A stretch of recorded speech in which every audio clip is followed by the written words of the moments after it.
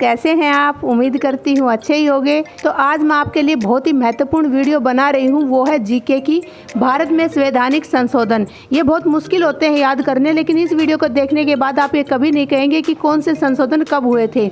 अगर आपको मेरी वीडियो पसंद आए तो चैनल को सब्सक्राइब करना, वीडियो को लाइक करना और बने रहिए मेरे चैनल के साथ। तो चलिए मेरी वीडियो की तरफ। तो आज हम पढ़ेंगे संविधान संशोधन।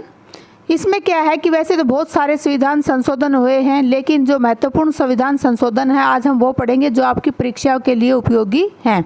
क्या है कि संविधान में 368 अनुच्छेद दिया गया है, वो संविधान संशोधन से ही संबंधित है।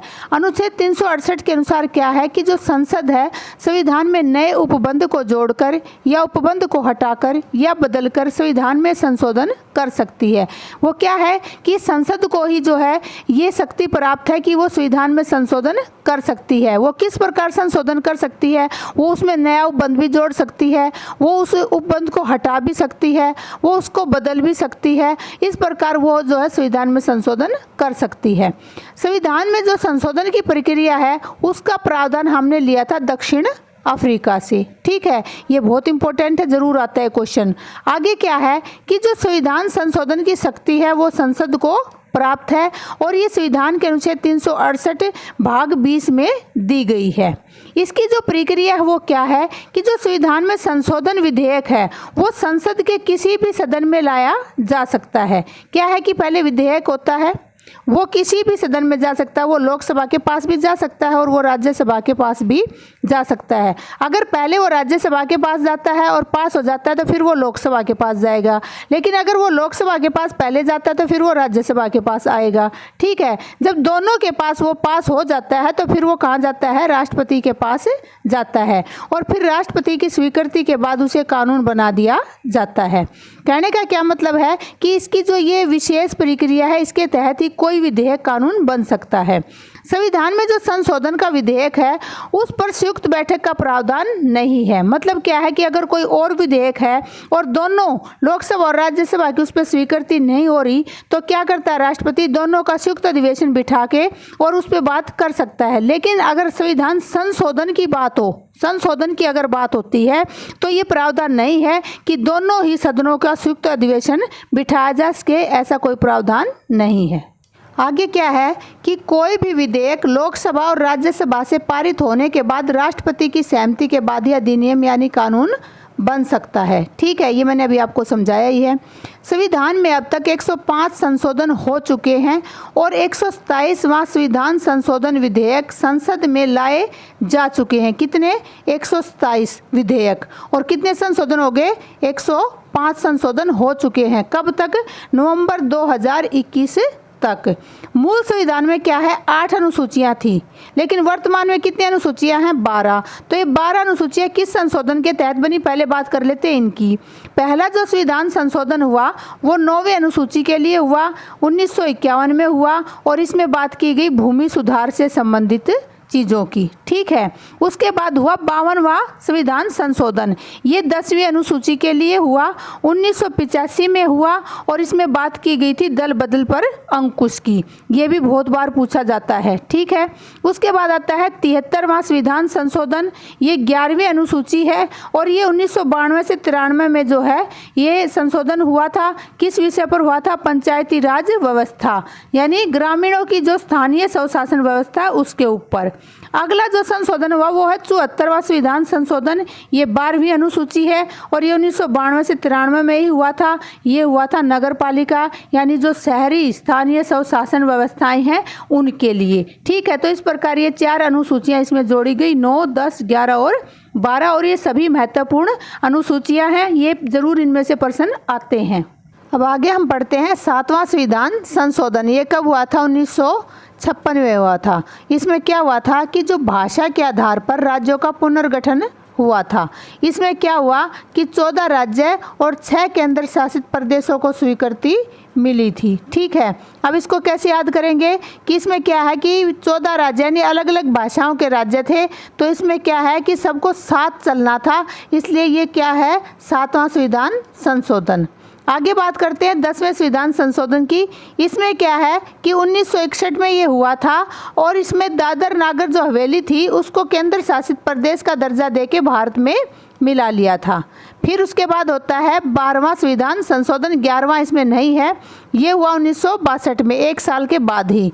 इसमें क्या है कि गोवा, दमन एवं दीव जो था उसको भारत में केंद्र शासित प्रदेश के रूप में शामिल कर लिया था। पहले 61 में किसको किया, दादर नागर हवेली को, और बाद में जो है 12वां संशोधन करके गोवा, दमन और दीव को भी जो है केंद्र शासित प्रदेश का दर्जा देके भारत में शामिल कर लिया। फिर करते हैं ये 13वां संविधान संशोधन, ये भी 1962 में ही होता है। ठीक है, इसमें किसको, नागालैंड को विशेष प्रावधान अपनाकर राज्य का दर्जा दिया जाता है। ठीक है, उसके बाद होता है 14वां संविधान संशोधन 1963, 1 साल के बाद ही, मतलब 62 में 2 संविधान संशोधन हुए, 12वां 13वां, 63 में फिर 14वां होता है। इसमें क्या है कि पुडुचेरी या पांडुचेरी आप कह लो, इसको केंद्र शासित प्रदेश के रूप में भारत में शामिल किया जाता है। तो आप इसको क्या देखोगे कि इसके अंदर ये देखो, ये यहाँ से और यहाँ तक, ये जो है आपके यहाँ तक, ये सभी जो है केंद्र शासित प्रदेशों का दर्जा दिया गया इनको, और संविधान संशोधन साथ साथ हुए 1961 में, फिर 62 में 2, फिर 63 में। ठीक है, तो ऐसे आप इसको याद रख सकते हैं। 10वां 11वां नहीं है, 12वां 13वां और 14वां। उसके बाद होता है 18वां संविधान संशोधन, ये 1966 में हुआ था और पंजाब का भाषा के आधार पर पुनर्गठन हुआ था। ठीक है, अब पंजाबी भाषा वाला जो एरिया था उसको पंजाब घोषित कर दिया, हिंदी भाषा वाला एरिया को हरियाणा घोषित कर दिया, और जो इनके बीच का जो एरिया था चंडीगढ़, उसको केंद्र शासित प्रदेश बना के इन दोनों की राजधानी बना दिया। ठीक है, आगे बढ़ते हैं। आगे है 21वां संविधान संशोधन, ये 8वीं अनुसूची में है। इसमें क्या था कि जो मूल संविधान है उसमें 14 भाषाएं थी। ठीक है, 8 भाषाओं को बाद में संशोधन करके शामिल किया गया, और वर्तमान में 8वीं अनुसूची में कितनी भाषाएं हैं, 22 भाषाएं हैं। ठीक है, इसमें क्या है कि इसमें जो ये है, ये सारे भाषा के आधार पर जो सूची यानी 8 जो भाषाएं शामिल की गई, ये इसमें वो संशोधन बनाए गए हैं। सबसे पहला संशोधन हुआ 21वां संशोधन 1967 में, इसमें सिंधी भाषा को जो है जोड़ा गया। ठीक है, उसके बाद कौन सा हुआ, इसके बाद होता है 71वां संशोधन, ये 1992 में हुआ, और इसमें नेपाली, मणिपुरी और कोंकणी 3 भाषाओं को जो है संविधान में 8वीं अनुसूची में शामिल किया गया। इनको क्या है, नमक से याद किया जा सकता है कि 1992 में जो संशोधन हुआ नमक यानी न से नेपाली, मैं से मणिपुरी और कैसे कोंकणी भाषा। इसके बाद आता है 92वां संविधान संशोधन, ये 2003 में हुआ। इसमें बोडो, डोगरी, मैथिली और संथाली, इसमें 4 भाषाओं को संविधान के 8वीं अनुसूची में जोड़ा गया। ठीक है, तो इसको कहा जाता है बदमाश, यानी बी से बोडो, डी से डोगरी, एम से मैथिली और एस से संथाली। ठीक है, तो इसको याद करने का तरीका है, इसमें 21वां फिर 71वां, अगर दोनों को जोड़े तो ये बन जाता है आपका 92वां। इस प्रकार आप इसको याद कर सकते हो। उसके बाद आता है 22वां संविधान संशोधन, ये 1969 में हुआ, और ये असम से नया राज्य मेघालय बनाया गया। क्या बनाया गया, मेघालय बनाया गया। यानी 22 से क्या है, बारिश, और बारिश कहाँ होती है, मेघालय में, तो ये मेघालय राज्य बनाया गया। आगे आता है 42वां संविधान संशोधन 1976, ये बहुत ही इंपॉर्टेंट है, हर एग्जाम में आता है, तो इसको बहुत ध्यान से सुनना आप।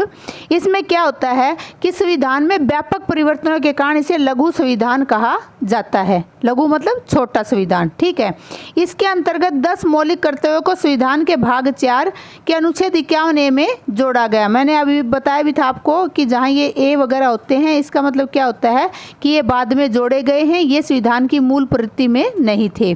दूसरा, इसमें क्या जोड़ा गया कि संविधान की जो प्रस्तावना है उसमें 3 नए शब्द जोड़े गए। कौन कौन से, समाजवादी, पंथ निरपेक्ष, एकता और अखंडता। ठीक है, तो ये जो है आपका, ये यहाँ तक जो है 42वां संविधान संशोधन है, ये बहुत ही इम्पोर्टेंट है, इसको आप बहुत ही ध्यान से याद करना।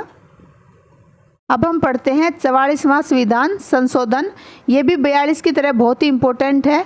ये 1978 में हुआ था। इसमें क्या था कि जो संपत्ति का अधिकार है वो पहले मौलिक अधिकार होता था। ठीक है, तो मौलिक अधिकार से हटाकर उसे क्या बना दिया गया, कानूनी अधिकार बना दिया गया था। देखिए अनुच्छेद 31 में ये क्या था, ये मौलिक अधिकार था, लेकिन 44वां संशोधन जो हुआ उसके बाद ये क्या हुआ, अनुच्छेद 300A में जोड़ा गया इसको, और इसको बना दिया गया कानूनी अधिकार। ठीक है।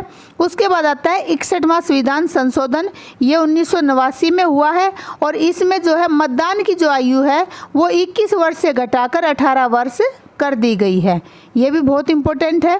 इसके बाद आता है 86वां संविधान संशोधन 2002, इसमें क्या किया गया कि अनुच्छेद 21A यानी 21 क्या था, व्यक्तिगत स्वतंत्रता का है, ठीक है। इसमें 21A जोड़ के क्या कर दिया गया कि जो प्रारंभिक शिक्षा है उसे मौलिक अधिकार बना दिया गया, मतलब सभी छोटे बच्चों के लिए जो है शिक्षा अनिवार्य कर दी गई। और इसमें एक प्रावधान और क्या किया गया कि जो मौलिक कर्तव्य है, मैंने अभी आपको थोड़ी देर पहले ही बताया था कि कौन सा संशोधन हुआ था, 42वां संविधान संशोधन हुआ था, जिसमें 10 मौलिक कर्तव्यों को भाग 451A में जोड़ा गया था। लेकिन इसमें जो है 86वां संविधान संशोधन करके एक 11वां मौलिक कर्तव्य भी जोड़ दिया गया और इसमें 6 से 14 तक के सभी बच्चों को क्या है कि शिक्षा का प्रावधान किया गया। अगला आता है 100वां संविधान संशोधन 2015, इसमें क्या हुआ कि भारत और बांग्लादेश की जो भूमि है वो हस्तांतरण कर दी गई। हस्तांतरण क्यों कर दी गई कि ये निश्चितता नहीं थी कि कुछ गांव बांग्लादेश के हैं या भारत के हैं, भारत के नज़दीक थे वो बांग्लादेश के माने जा रहे थे, बांग्लादेश के नज़दीक थे वो भारत के माने जा रहे थे, तो क्या कर दिया कि भूमि हस्तांतरण कर दी गई। इसको आप ऐसे भी याद कर सकते हो कि जब भी कोई बंटवारा होता है तो क्या होता है, 50-50 बंटवारा होता है, तो 50-50 मतलब कितना हो गया, 100 हो गया, तो ये 100वां संशोधन था।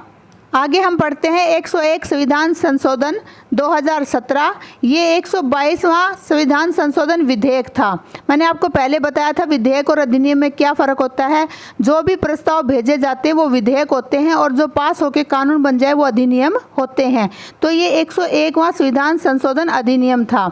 इसमें क्या प्रावधान किया गया था, जीएसटी को लागू करने का प्रावधान किया गया था, जिसे जो है अरुण जेटली ने प्रस्तुत किया था। जीएसटी को सबसे पहले असम में लागू किया गया था। इसकी फुल फॉर्म है गुड्स एंड सर्विस टैक्स। इसको लागू किया गया था 1 जुलाई 2017। इसको कैसे याद करेंगे हम, इसमें आप देखोगे 1 और 1 है, यानी सारे देश के अंदर जो कर था वो 1 कर दिया गया था, तो जहाँ सारा 1 हो वहाँ पे जीएसटी लागू होता है। उसके बाद आता है 102वां संविधान संशोधन 2018, ये 2018 में हुआ था, ठीक है। और ये 123वां संविधान संशोधन विधेयक था। इसको जो है प्रस्तुत किया था थावर चंद गहलोत ने। इसका जो उद्देश्य क्या था इस संशोधन का, एनसीबीसी को संवैधानिक दर्जा प्राप्त करना। एनसीबीसी क्या होता है, राष्ट्रीय पिछड़ा वर्ग आयोग, ठीक है। तो इसको संवैधानिक दर्जा दे दिया गया था, कौन से अनुच्छेद में, अनुच्छेद 338 में, ठीक है। और ये क्या है, ख, मैंने बताया था कि अलग से संविधान संशोधन करके जोड़ा जाए तो ऐसे मिलेंगे, तो ख में इसको जोड़ा गया। आगे आता है 103वां संविधान संशोधन 2019, ये 24वां विधेयक था, ठीक है। इसमें क्या किया गया था, ईडब्ल्यूएस को 10% आरक्षण दिया गया था। ईडब्ल्यूएस क्या होता है, इकोनॉमिकली वीकर सेक्शन, यानी जो सामान्य वर्ग है, जनरल जो लोग हैं, उनमें जो आर्थिक रूप से पिछड़े हुए हैं उन लोगों को 10% का आरक्षण दिया गया था। इसे भी थावर चंद गहलोत ने प्रस्तुत किया था। इसमें क्या है, जैसे 3 अक्षर हैं ईडब्ल्यूएस, ऐसे ही 103 है, तो इसको इस प्रकार आप याद रख सकते हैं। इसके बाद आता है 104वां संविधान संशोधन 2020, ये 126वां विधेयक था, ठीक है। इसमें क्या संशोधन किया गया कि लोकसभा और राज्य विधानसभा में SC/ST के समुदाय के आरक्षण को 70 से 80 वर्ष कर दिया गया। क्या है कि जब संविधान बना था तो जो SC और ST थे उनको 10 साल के लिए आरक्षण दिया गया था, फिर उसके बाद 10 साल का फिर आरक्षण दिया गया, उसके बाद फिर 10 पूरे होते ही फिर 10 का दे दिया गया, ऐसे करके अब उनको कितने हो गए थे, 70 साल हो गए थे, तो 70 से बढ़ाकर 80 वर्ष किया गया। उसके बाद जो दूसरा प्रावधान क्या किया गया कि जो लोकसभा और राज्य विधानसभा है उसमें आंग्ल भारतीय जो हैं उनकी सीटों का प्रावधान जो था वो समाप्त कर दिया गया था। आप सभी को पता है कि लोकसभा में जो है 2 सीटों का प्रावधान था जो राष्ट्रपति आंग्ल भारतीयों को देता था, अब वो जो है समाप्त कर दिया गया है। राज्य विधानसभा में 1 सीट का प्रावधान था, वो भी समाप्त कर दिया गया है। अब आता है 105वां संविधान संशोधन 2021, इसमें क्या है कि इसमें 127वां विधेयक है, ठीक है। इसमें राज्यों को ओबीसी सूची बनाने का अधिकार दिया गया है। पहले जो ये ओबीसी सूची बनाने का अधिकार था ये केंद्र के पास था, लेकिन इस संविधान संशोधन के तहत ये राज्यों को दे दिया गया है। थैंक यू मेरी वीडियो देखने के लिए। अगर आपको मेरी वीडियो पसंद आ रही है तो चैनल को सब्सक्राइब करें, वीडियो को लाइक करें, बने रहिए चैनल के साथ। मिलती हूँ अगली वीडियो में। Bye bye, take care.